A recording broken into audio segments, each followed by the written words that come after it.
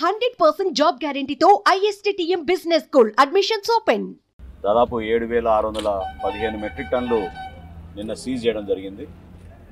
ఈరోజు యాంకరేజ్ పోర్ట్లో కూడా వీళ్ళు ఇదే విధంగా దుర్మార్గంగా వీళ్ళు పేద ప్రజల పొట్ట కొట్టేసి బియ్యాన్ని ఎగుమతి చేసి ఆఫ్రికన్ దేశాలకి చాలా దారుణంగా మన దేశాన్ని కూడా చెడ్డపేట తీసుకొస్తున్నారు.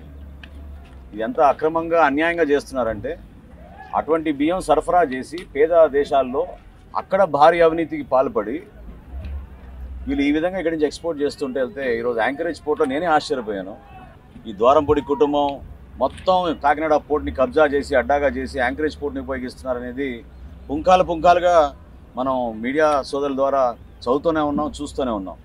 కానీ ఈరోజు మేము సందర్శించినప్పుడు ప్రధానంగా అశోక ఒకటి, తర్వాత H1 ఒకటి, ఈ రెండింటిలో కూడా తనిఖీలు చేసినప్పుడు పబ్లిక్ డిస్ట్రిబ్యూషన్ సిస్టంలో ఉండాల్సిన బియ్యం ఇక్కడ ఆధారాలతో సహా మాకు దొరికింది.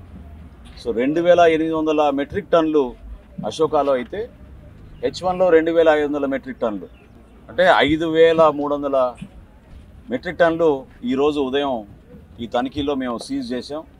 పోర్ట్ అధికారి గారు కూడా నేను రిక్వెస్ట్ చేశాను, షిప్పింగ్ మొత్తం ఆపేయమని. ఖచ్చితంగా ఇంకా లోతుగా తనిఖీలు చేయాలి.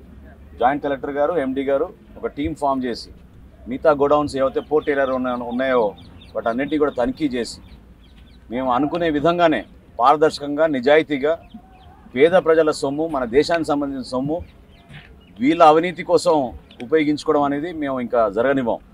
ఎట్టి పరిస్థితుల్లో కూడా ఈ వ్యవస్థ మార్పు కోసం నిజాయితీగా పనిచేసే వ్యక్తుల్ని ముందుకు తీసుకొచ్చి జాగ్రత్తగా, పారదర్శకంగా ఈ ప్రాంతంతో మొదలుపెట్టాం.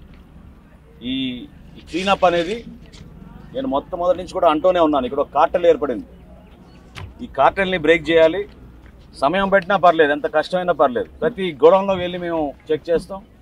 PDS రైస్ ఎక్కడైతే పేద ప్రజల కోసం డిస్ట్రిబ్యూషన్ కోసం రాష్ట్ర ప్రభుత్వం నుంచి ఇంత ఖర్చు చేసి మేము వెచ్చించి క్షేత్రస్థాయిలో అందిస్తున్నామో కార్డుదారులకి లబ్ధి కలగడం లేదు. అక్కడ రైతుకి అన్యాయం జరుగుతోంది.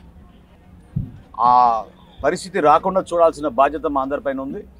ఖచ్చితంగా నెక్స్ట్ ట్రిప్లో నేను వచ్చేటప్పటికి ఈ ఏరియా మొత్తం క్లీనప్ చేసి యాంకరేజ్ పోర్ట్ కూడా డైరెక్ట్గా వెళ్ళి సందర్శించి ఇంకా తీసుకోవాల్సిన సమాచారం తీసుకుంటున్నాం.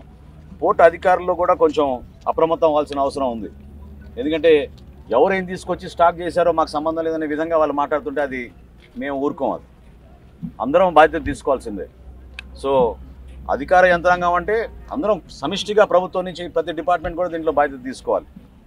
ఎట్టి పరిస్థితుల్లో కూడా ఈ క్లీనప్ జరిగేటట్టు ఈ ప్రాంతానికి మరొకసారి ప్రజలు ఏ విధంగా ఆశించారో ఒక మంచి ప్రభుత్వం, మంచి పరిపాలన తీసుకొచ్చే విధంగా మేము అందరం కూడా కష్టపడి ముందుకెళ్తాం. సమగ్రమైన రిపోర్ట్ తయారు చేసినాక మేము ఇది CIDకి హ్యాండ్ ఓవర్ చేస్తాం. ఒక నిర్ణయం తీసుకుని రాష్ట్ర ప్రభుత్వం తరఫున నిర్ణయం తీసుకుని చేస్తాం. తప్పకుండా మాకున్న అనుభవం, అవగాహనతోటి చాలా క్లియర్గా అర్థమైంది.